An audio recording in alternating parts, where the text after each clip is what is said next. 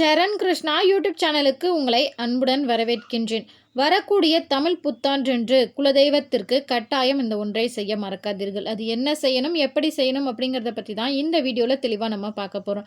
நம்ம சேனலில் உள்ள வீடியோவை ஃபஸ்ட் டைம் நீங்கள் பார்க்குறீங்க அப்படின்னா மறக்காமல் நம்ம சேனலை சப்ஸ்கிரைப் பண்ணி வச்சுக்கோங்க. நம்ம சேனலில் தொடர்ந்து குலதெய்வ பதிவுகள் வந்து கொண்டே இருக்கும். வாங்க வீடியோக்குள்ளே போகலாம்.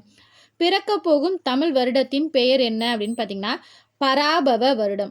இது 60 ஆண்டு தமிழ் பெயர்களின் 40வது ஆண்டாக வருகின்றது. இந்த பராபவம் என்றால் அகங்காரத்தை அழித்தல் என்று பொருள். இந்த பராபவ வருடத்தின் குருவாக ராஜாவாகவும் மந்திரியாக செவ்வாய் பகவான் வருகின்றார். இதன் மூலம் மக்களுக்கு பல நன்மைகள் நடக்கப் போகின்றது. பொதுவாகவே குரு பகவான் அப்படின்னா மங்களக்காரகன் அப்படின்னு சொல்லுவாங்க.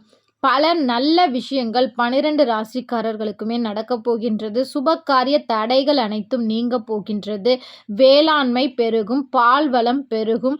அது மட்டும் இல்லை, நோய்கள் குறையும். இந்த வருடத்தில் ஒரே ஒரு விஷயத்துல தான் நம்ம ரொம்பவே கவனமா இருக்கணும். அது என்ன அப்படின்னு பார்த்தீங்கன்னா, மந்திரியே செவ்வாய் பகவான் இருப்பதனால நெருப்பு சார்ந்த தொழில் செய்பவர்கள் சற்று அதீத கவனம் தேவை. பெண்களுமே அன்றாடம் நெருப்புல தான் நம்ம சமைச்சிட்டு இருக்கோம்.